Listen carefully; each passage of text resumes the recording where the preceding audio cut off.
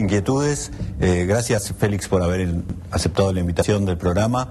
Y bueno, quedó planteada en la presentación precisamente lo que trataremos de examinar. Te había pedido, antes de empezar el programa, una primera parte didáctica para tratar de ubicar al televidente de qué es lo que se está discutiendo, pero básicamente qué es, si tuvieras que definir, casi como cuando das clase, tenés que decirle a la gente, bueno, ¿qué es la Ronda de Doha? Es una rueda de negociaciones multilaterales en el ámbito de la Organización Mundial del Comercio. Para hacerlo simple, la Organización Mundial del Comercio es el equivalente de la FIFA para el fútbol. No juega al fútbol, pero fija las condiciones y las reglas de juego que permiten jugar al fútbol. Y periódicamente se negocian esas condiciones. La rueda de Doha se inició en 2001 y todavía no ha concluido, no pudo concluir precisamente la semana pasada en Ginebra. ¿Por qué? Porque no se pusieron de acuerdo. Porque no hay acuerdo. Esto es que para poder concluir se tienen que poner de acuerdo 153 países. ¿Sobre qué? Pero sí. Disculpa que te interrumpa. Digo, ¿a esa ronda llegan en condición de países o los que tienen alianzas comerciales van en condición de bloque? Llegan en condición de países, salvo que tengan alianzas. Por ejemplo, la Unión Europea negocia como bloque. El Mercosur no negocia como bloque, pero se está negociando, en una parte importante de la negociación, las tarifas que se aplican para la entrada al mercado de los 4 países, que es el arancel externo común, particularmente para productos industriales. Por lo tanto, para poder negociar tenemos que estar de acuerdo. La negociación se hace por cada país, es algo que puede ser un formalismo, pero lo que se negocia es de los 4, que es el arancel externo común.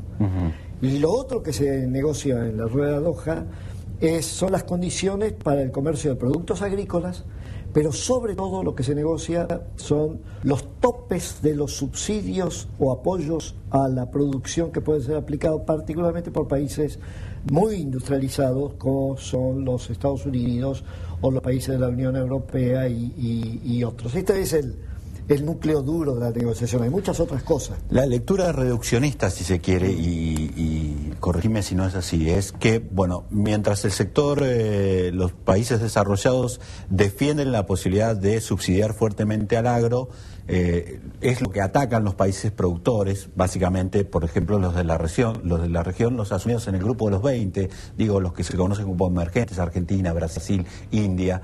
Es claro que esa es la diferencia que hay entre los dos bloques, si se pudiera hacer un reduccionismo, si tuviéramos que ¿qué más reducirlo a la esencia, ahí está la esencia. Pero ¿qué es lo que se negocia en realidad?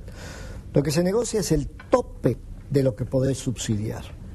Es la consolidación de hasta dónde podés llegar. No quiere decir que tengas que llegar a eso en materia de subsidios. Y lo que negocia por el lado de acceso al mercado de productos industriales es el tope del arancel externo que podés cobrar a los productos que vengan del exterior.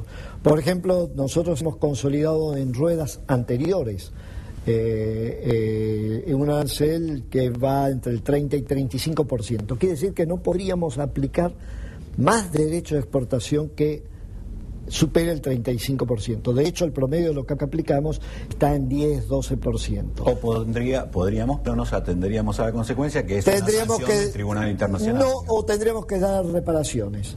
Eventualmente, si nosotros eleváramos nuestros aranceles por arriba de lo que hemos consolidado, que es lo que se hace en la OMC, se consolidan aranceles, tendríamos que dar reparaciones o nos aplicarían represalias.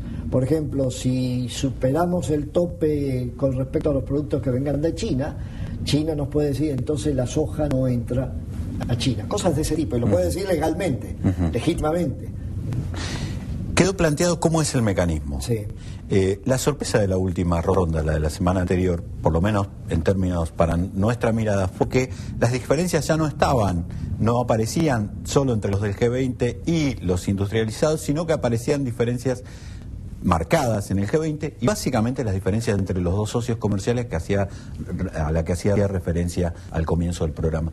¿Eso fue el dato más sorprendente que en tu mirada, que vos venís siguiendo este tema? Yo diría desde que años? no es tan sorprendente, pongámoslo en estos términos, me da la impresión que lo sorprendente sería que eso no hubiera ocurrido, ¿Por qué? Porque el mundo se ha vuelto muchísimo más complicado, más heterogéneo, el poder se ha distribuido entre cantidad de naciones, el poder incluso del comercio internacional. Es cierto, sí. No solamente el poder mundial, político. Sí, sí. Y poner de acuerdo países con intereses muy diferentes, algunos de ellos muy grandes, protagonistas fuertes de la competencia económica global, que por otra parte rechazan el que se diga que son naciones emergentes. Me estoy refiriendo a China e India. ¿Te recuerdan de que antes de que los europeos y los americanos y nosotros hubiéramos llegado a los niveles que hemos tenido en los últimos dos siglos, ellos eran las potencias principales en el comercio mundial? Lo cual es una verdad histórica. Es una verdad histórica. Por lo tanto, están muy asertivos en esta negociación. Y esto se ha reflejado en que los contrapuntos propios de toda negociación no se han dado solamente entre países industrializados y países en desarrollo, es casi como un corte antiguo de las tantas cosas antiguas que se están poniendo en evidencia en esta globalización, que es una gran fábrica de obsolescencias. El gran problema que plantea la globalización y estas negociaciones y lo que está ocurriendo es que sin querer países y personas nos volvemos obsoletos y nos quedamos pegados a los pasados, es decir, si no nos proyectamos al futuro. El gran desafío de estas negociaciones no es tanto el efecto inmediato, no cambia la vida mía, tuya, de nadie, el televidente, por lo que se negocia. Eso va a cambiar dentro de 4, 5, 6 años. Pero estas negociaciones son una invitación a estar constantemente proyectándote hacia el futuro, que fue uno de los mensajes muy de fondo que trajo Lula. Con reglas, digamos. Con reglas.